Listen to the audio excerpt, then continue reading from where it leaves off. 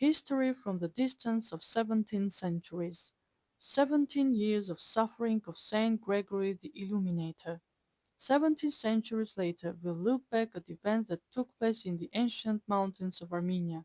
One man's long and lonely suffering quietly changed the destiny of an entire nation.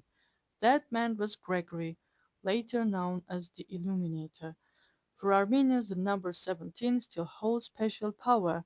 It marked the years Gregory spent buried alive in the pit of Kor Virap.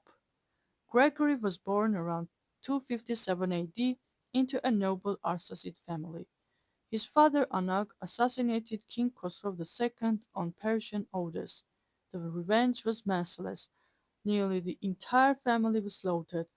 Only the infant Gregory survived. His nurse secretly took him to Cappadocia, where he was raised as a Christian. In time he married, had two sons, and later felt called to return to Armenia. He entered the service of King Tiridates III, son of the murdered king. Tiridates had regained his throne with the help of the Roman Emperor Diocletian after fighting the Persians. The peace did not last. During a great royal sacrifice to the goddess Anahit, Gregory refused to participate. When the furious king demanded an explanation, Gregory replied with these words, preserved in Malan's translation, chapter 6. Thy gods once were mortals, who at one time existed, but were afterwards worshipped by men as gods, because at first devils, taking various fanciful forms under which they might be worshipped, induced men to build temples to them, and to worship them, idols as they are, statues which can do neither good nor harm, neither can they reward nor yet enjoy their worshippers. Such are the gods that, through your gross intellect and blindness of heart, ye worship, to whom instead of the true God ye owe all the good things you enjoy, gods of stone, of silver, and of gold, which God made for the service of men. This bold refusal sealed his fate. Tiridates first tried threats and persuasion, then subjected Gregory to 12 cruel tortures. When the king learned that Gregory was the son of his father's assassin, his rage knew no bounds. He ordered Gregory thrown into the deep circular pit of Korvirap, near the ancient capital of Artashat. The pit was a place of horror, damp, filthy, infested with venomous creatures and the bones of forgotten prisoners. Gregory spent 17 years in the darkness. A pious woman secretly risked her life, lowering bread to him on a rope to keep him alive. In complete blackness he prayed without ceasing.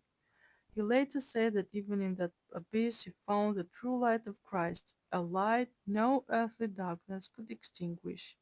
Around this time, Christian virgins led by Ripsime and Gane came to Armenia, fleeing the persecutions of Emperor Diocletian. Tiridates desired Ripsime, but she refused him for the sake of her faith. After their martyrdom, the king was struck with a terrible madness described as becoming like a wild boar. King Tiridates had a sister named Khosrowidukt.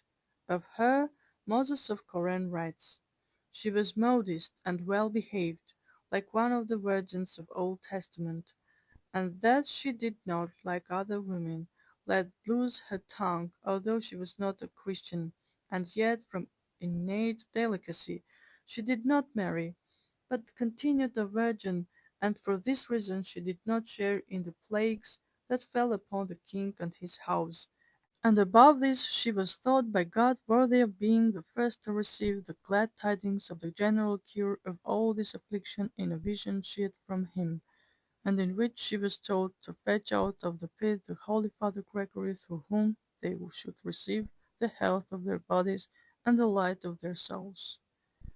This vision convinced the court that Gregory was still alive. In 301 AD, Gregory was brought up from the pit.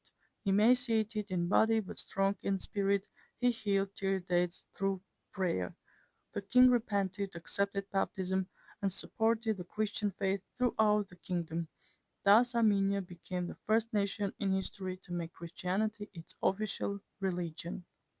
Gregory laid the foundations of the Armenian Church. He was ordained by the bishop of Caesarea in Cappadocia, ordained his sons Aristarchus and Vertanes, and founded Echmiadzin after a vision of Christ's descent. In his later years he withdrew to mountain caves, taught the faith in simple words to ordinary people, sent his son to the Council of Nicaea in 325, and died around 331 to 337 in solitude. For Armenia, these 17 years of suffering in the pit remain the emotional heart of the entire story. They symbolize endurance, the atonement of his father's guilt, and the birth of national faith in the deepest darkness. Even after 17 centuries, the number 17 continues to protect Armenia. Today, thousands of pilgrims descend into the preserved pit at Korvirev to touch the very place where the light of Armenian Christianity was born.